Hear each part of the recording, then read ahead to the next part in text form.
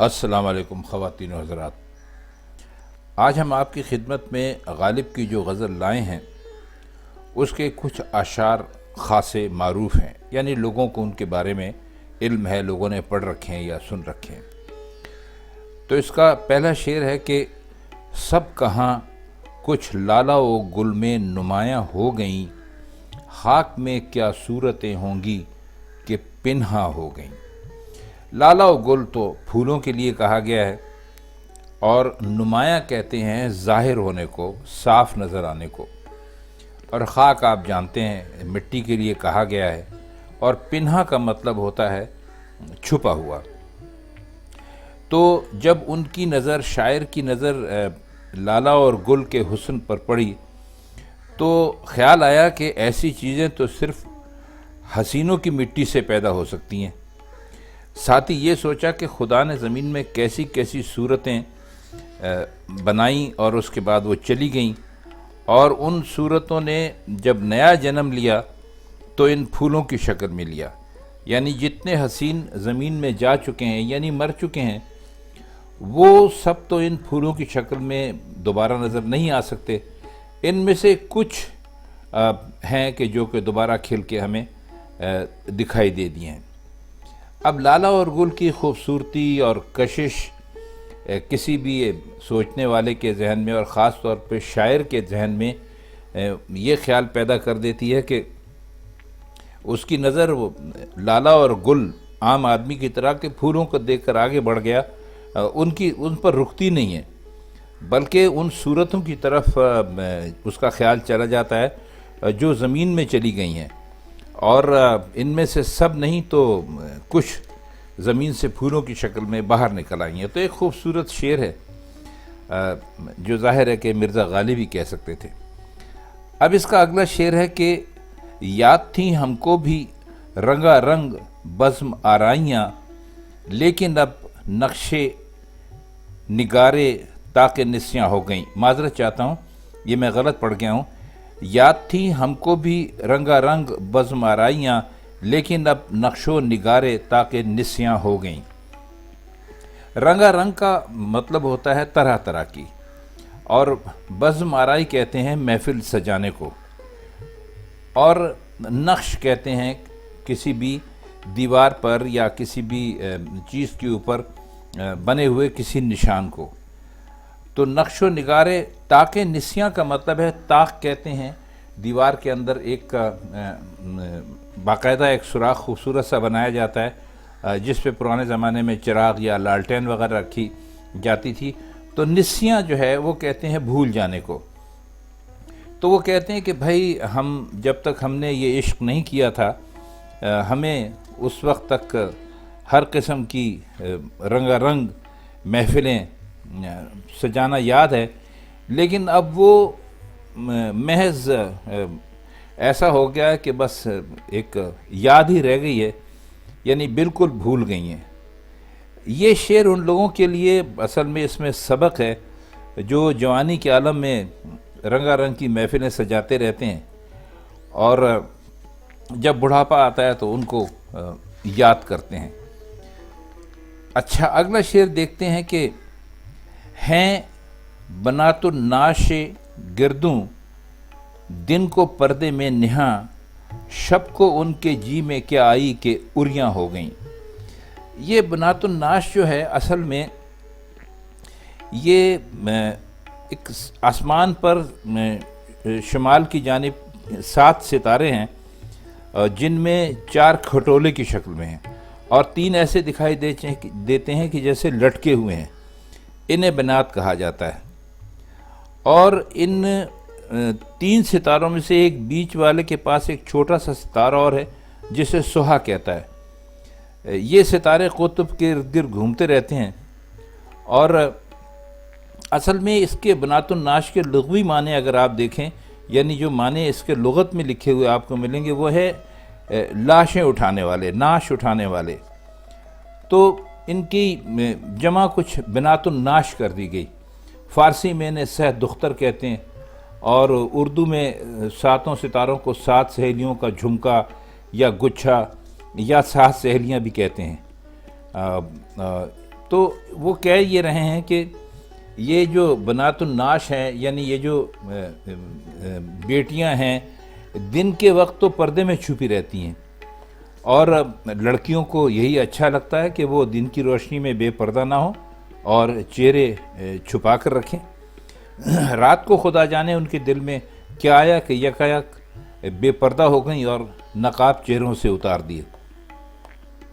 تو مرزا نے اس شعر میں ستاروں پہ رکھ کے لڑکیوں کو مراد لیا ہے کہ دن کے وقت وہ چھپی رہتی ہیں اور رات کو سامنے آتی ہیں۔ تو بس اس میں کوئی خاص بہت گہرا فلسفہ تو ہے نہیں، بس وہی ایک بات ہے جو ابھی ہم نے آپ کو بتا دی۔ اچھا، اس کا ہم اگلا شعر اب دیکھتے ہیں کہ قید میں یعقوب نے لی گونا یوسف کی خبر، لیکن آنکھیں روزن دیوار زندہ ہو گئیں۔ یہ ایک مشہور واقعے سے لیا گیا، یعنی اس کے حوالے سے کہا گیا شعر ہے۔ آپ کو معلوم ہے حضرت یعقوب علیہ السلام حضرت یوسف علیہ السلام کے والد محترم تھے، تو اس حوالے سے جو ہم آگے چل کر اس کی بات کریں گے۔ اور اچھا، اس میں ایک لفظ ہے روزن۔ روزن کا مطلب ہوتا ہے جھری، کسی دیوار میں ایک چھوٹی سی ایسی جگہ جس سے آر پار دیکھا جا سکے، اور زندہ کہتے ہیں قید خانے کو۔ آپ کو معلوم ہے کہ یوسف علیہ السلام کو اس میں ڈال دیا گیا تھا، قید خانے میں ڈال دیا گیا تھا۔ تو یہ اس کے یعنی حوالے سے ہے یہ۔ اچھا، اس کی شرح کچھ یہ ہوگی کہ حضرت یعقوب کی آنکھیں حضرت یوسف کی جدائی میں روتے روتے سفید ہو گئی تھیں۔ تو یہاں سے مرزا غالب نے ایک نیا مضمون پیدا کیا کہ وہ روزن جو دیوار زندہ یوسف میں ہیں، تو حضرت یعقوب کی آنکھیں ہیں جو اپنے فرزند کو دیکھتی رہتی ہیں، اور سفید نابینا آنکھوں کو روزن سے جو مشابہت ہے وہ ظاہر ہے کہ قطرہ قطرہ پانی اگر کہیں گرتا رہتا ہے تو مر مر کے فولاد تک میں سوراخ کر دیتا ہے۔ تو وہ کہہ یہ رہے ہیں کہ وہ حضرت یعقوب کی نابینا آنکھیں بھی بند نہیں ہوتی اور رات دن جانب یوسف دیکھتی رہتی ہیں۔ تو انہوں نے ان کی آنکھوں کو ان روزن جو ہیں ان کو تشبیہ دی ہے حضرت یعقوب کی آنکھوں سے، کہ قدرت کو یہی منظور تھا۔ تو انہوں نے کہا کہ ان کی آنکھیں جو ہیں، انہوں نے باپ اور بیٹے کو ایک جگہ کرنے کے لیے وہ ایک شعر میں ایک یعنی رعایت تلاش کر لی ہے کہ وہ ان سے ایک لمحے کو بھی جدا نہیں ہوئے تھے، بلکہ ان کی جو گو کہ وہ فاصلے پہ تھے، لیکن وہ کہتے ہیں کہ جو دیوار میں جو روزن تھے، جو جھریاں تھیں، جو سوراخ تھے، ان کو حضرت یعقوب کی آنکھیں سمجھنا چاہیے جو کہ ہر وقت اپنے بیٹے کو دیکھتی رہتی تھیں۔ تو ایک باریک سی بات ہے جو مرزا نے شعر میں کہنے کی کوشش کی ہے۔ اچھا، اس کا اگلا شعر ہے کہ سب رقیبوں سے ہوں ناخوش، پر زنان مصر سے ہے زلیخا خوش، کہ محو ماہ کے نہ ہو گئیں۔ زنان مصر کا مطلب ہے مصر کی وہ عورتیں جنہوں نے زلیخا کو طعنہ دیا تھا کہ وہ اپنے ایک غلام پر عاشق ہو گئی ہے۔ تو قرآن مجید کے بیان کے مطابق عزیز مصر کی بیوی نے ان عورتوں کو دعوت دی اور کھانے پینے کا سامان سجا دیا۔ جب وہ کھانے میں مصروف ہو گئیں تو یوسف سے کہا کہ ان کے سامنے آ جائیں۔ انہوں نے حضرت یوسف کو دیکھتے ہی اپنے ہاتھ کاٹ لیے اور چلانے لگیں کہ یہ تو انسان نہیں بلکہ فرشتہ ہے، اور بڑے مرتبے والا فرشتہ۔ تو اس طرح ان عورتوں پر حضرت یوسف کی عظمت اور فضیلت اور حسن سب کچھ واضح ہو گیا، اور عورتوں کا جو انہوں نے طعنے دیے تھے کہ بھئی تم تو ایک اپنے غلام پر عاشق ہو گئی ہو، وہ سب یعنی ایک طرح سے غلط ثابت ہو گیا۔ تو وہ انہوں نے مرزا غالب نے اس داستان سے یہ مضمون پیدا کیا کہ دنیا بھر کے لوگ رقیبوں سے ناخوش رہتے ہیں اور جلتے ہیں، لیکن عزیز مصر کی بیوی یعنی زلیخا ان رقیب عورتوں سے خوش ہے، جو حضرت یوسف کے حسن سے متاثر ہوئیں اور ان کی عظمت سے متاثر ہوئیں، اور زلیخا کو جو برا بھلا کہتی رہی تھیں اس پر ان کو بڑی پشیمانی ہوئی۔ اس میں اس شعر کے اندر جو مشکل الفاظ ہم آپ کی خدمت میں پیش کیے دیتے ہیں کہ وہ کون سے ہیں، تو وہ ایک تو زنان مصر ہم نے آپ کو بتا دیا کہ مصر کی عورتیں، اچھا محو کہتے ہیں مصروف ہو جانے کو، مشغول ہو جانے کو، اور ماہ کنا سے مراد ہے حضرت یوسف علیہ السلام۔ ماہ کہتے ہیں چاند کو، اور کنا جگہ کا نام ہے، ماہ کنا یعنی وہاں کا کنا کا چاند۔ اگلا شعر ہے کہ جوئے خوں آنکھوں سے بہنے دو کہ ہے شام فراق، میں یہ سمجھوں گا کہ شمیں دو فروزاں ہو گئیں۔ اب جو کہتے ہیں چشمہ سمجھ لیجئے، میں چھوٹا سا پانی کہیں سے بہ رہا اس کو، وہ کہتے ہیں کہ یہ شام فراق ہے۔ شام فراق کا مطلب ہے کہ جدائی کی شام، اور شمیں تو آپ جانتے ہیں کسے کہتے ہیں، اور فروزاں کہتے ہیں روشن ہونے کو۔ تو جوئے خوں آنکھوں سے بہنے دو کہ ہے شام فراق، میں یہ سمجھوں گا کہ شمیں دو فروزاں ہو گئیں۔ وہ یہ کہتے ہیں غالب اپنے اس شعر میں کہ جدائی کی شام آ گئی ہے اور اندھیرا چھا رہا ہے، میری آنکھوں سے جو خون کی ندی بہہ رہی ہے اسے بہنے دیجئے، میں یہ سمجھوں گا کہ اندھیرے میں اجالا کرنے کے لیے دو شمیں روشن ہو گئی ہیں۔ یعنی یوں کہہ سکتے ہیں کہ آنکھوں سے خون بہنے کو چراغ کی روشنی سے مرزا نے تشبیہ دی ہے۔ اگلا شعر ہے کہ ان پریزدادوں سے لیں گے خلد میں ہم انتقام، قدرت حق سے یہی حوریں اگر وہاں ہو گئیں۔ اب خلد آپ کو بتایا تھا کہ خلد کا مطلب ہوتا ہے جنت، اور قدرت حق کا مطلب ہے کہ اللہ کی شان سے، وہاں کا مطلب ہے کہ وہاں۔ تو وہ کہتے ہیں کہ ان حسینوں نے یہ جو دنیا کی زندگی ہے ہم پر بڑے مظالم ڈھائے ہیں اور بڑی آفتیں نازل کی ہیں، اور ان کا بدلہ ہم یعنی ان جو دنیا میں ہم پہ مظالم کرتے رہے ہیں اس کا بدلہ ہم ان سے جنت میں لیں گے، لیکن شرط یہ ہے کہ یہ حسین حوریں وہاں بن جائیں۔ بدلے سے مراد یہی نہیں کہ ہم انہیں ماریں گے پیٹیں گے، مراد یہ ہے کہ زندگی میں ہم ان کی مرضی کے مطابق رہے، اور جب ہم بہشت میں پہنچ جائیں گے تو یہ جو حوریں ہیں یہ ہماری مرضی کے مطابق وہاں اپنی زندگی گزاریں گی۔ تو یہ کچھ اس کا مطلب ہے۔ اب اگلا شعر جو ہے وہ خاصا مشہور ہے، آپ نے پڑھا بھی ہوگا کئی جگہ۔ نیند اس کی ہے، دماغ اس کا ہے، راتیں اس کی ہیں، تیری زلفیں جس کے بازو پر پریشان ہو گئیں۔ اچھا، اس میں پریشان ہونے کا مطلب یہاں پر آپ لیجئے بکھرنا، باقی اس میں کوئی ایسا مشکل لفظ نہیں ہے کہ جس کے ہم معنی آپ کو بتائیں۔ اور زلفوں کے پریشانوں کا اشارہ جو ہے وہ ایک بڑی گرم جوش قسم کی ملاقات کی طرف سے بھی ہے۔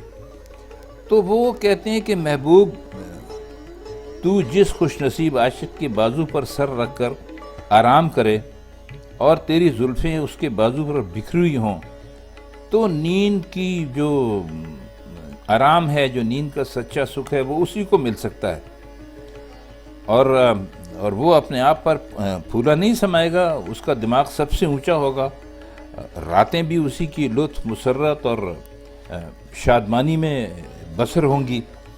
تو اس شعر میں کوئی بس یہ ہے کہ ایک یہ کہنا چاہیے کہ انتہا کر دی ہے غالب نے اس نقشے کو کھینچنے میں، تو اس لحاظ سے بہت ہی اعلیٰ پائے کا شعر ہے۔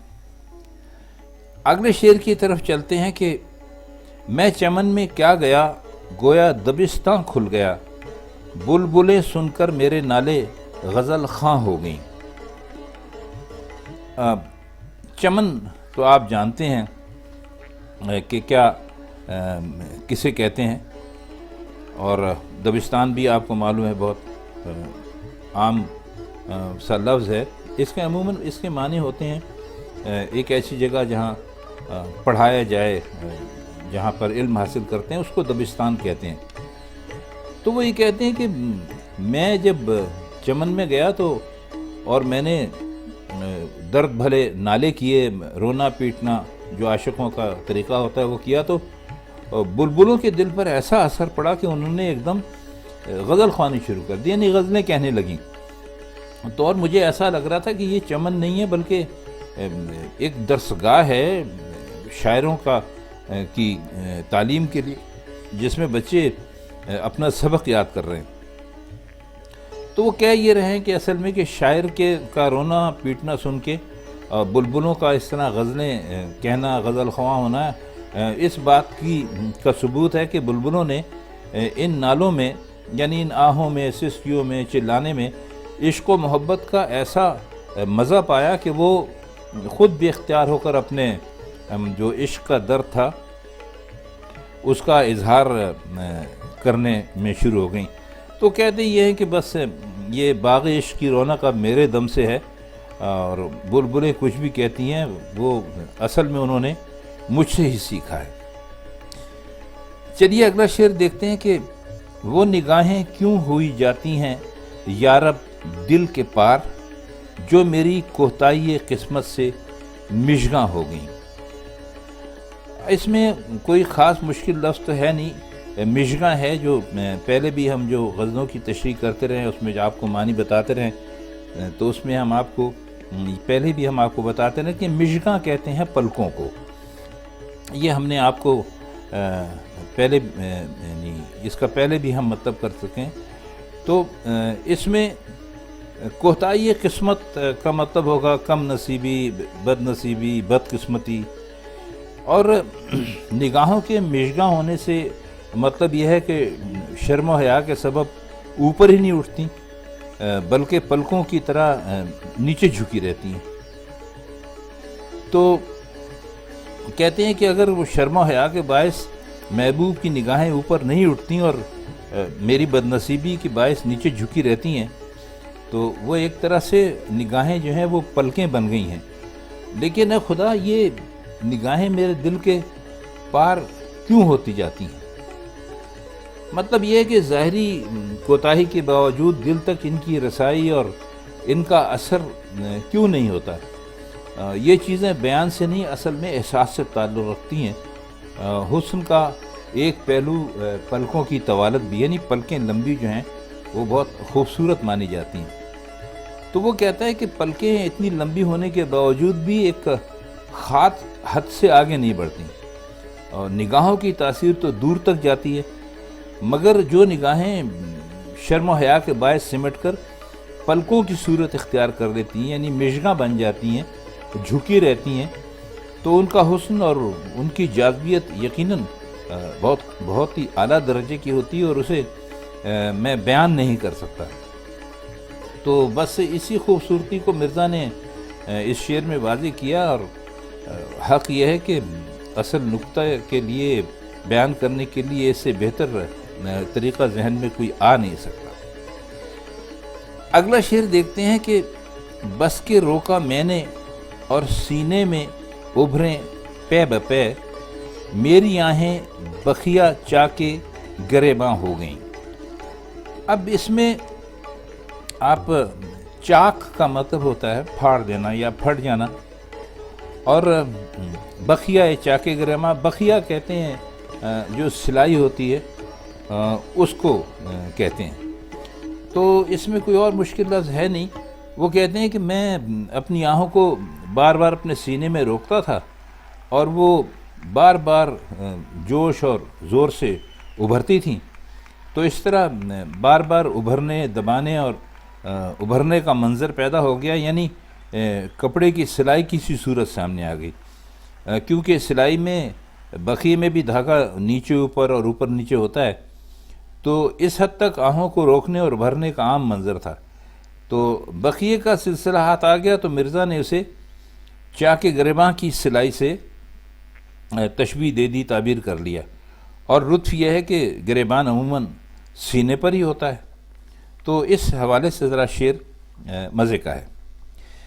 اگلا شعر دیکھتے ہیں کہ وہاں گیا بھی میں تو ان کی گالیوں کا کیا جواب، یاد تھیں جتنی دعائیں صرف درباں ہو گئیں۔ اچھا، درباں کہتے ہیں چوکیدار کو، یا جو لوگ اپنے گھر کے اوپر کسی نگرانی کرنے والے کو بٹھا لیتے ہیں، اس کو کہیے آج کل کا سیکیورٹی گارڈ سمجھ لیجئے۔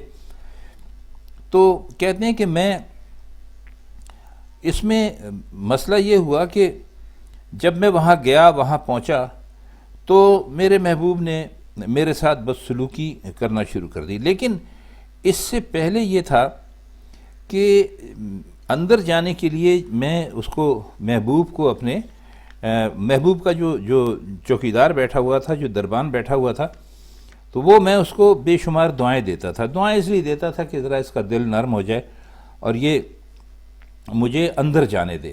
تو خیر اس نے میری دعائیں وغیرہ سن کے اور مجھے اندر تو جانے دیا۔ اور اب ہوا یہ کہ جب میں محبوب کے پاس گیا تو انہوں نے اپنی عادت کے مطابق مجھے برا بھلا کہنا شروع کر دیا۔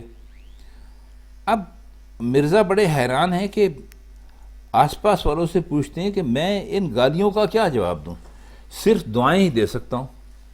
لیکن دعاؤں کے سلسلے میں مصیبت یہ پیش آئی کہ جتنی دعائیں مجھے یاد تھیں وہ میں دربان کو دے چکا تھا۔ جو دعائیں دربان کے لیے یعنی دربان کو میں دے چکا تھا، اب وہ میں محبوب کے لیے استعمال کرنا مناسب نہیں سمجھتا۔ کتنی باریک اور کتنی اچھی بات ہے کہ آپ کسی کو کوئی چیز دے دیں اور آپ اس کو دہرائیں نہیں، یعنی دعا ہو یا گالی اس کو دہرانا نہیں ہے، محبوب کے لیے کچھ خاص بچا کر ہی رکھنا ہے۔ لیکن جو بھی بچا کے رکھا ہوا تھا وہ اندر آنے کے سلسلے میں دربان کے حوالے کر دیا تھا۔ تو اب وہ کہتے ہیں کہ اب سمجھ میں نہیں آتا کہ اب میں اپنے محبوب کو کیا دوں۔ تو اچھا شعر ہے، مزے کا شعر ہے۔ یہ غزل کافی طویل ہے اصل میں، اور ہم چونکہ اس کے معنی چھوٹے چھوٹے سے تو ہم کوشش ہی کر رہے ہیں کہ آپ کو ہم یہ پوری ہی سنا دیں کسی طرح بھی۔ اچھا، اب اس کا اگلا شعر ہے کہ رنج سے خوگر ہو انسان تو مٹ جاتا ہے رنج، مشکلیں مجھ پر پڑیں اتنی کہ آساں ہو گئیں۔ اب رنج کا مطلب تو آپ جانتے ہیں، غم،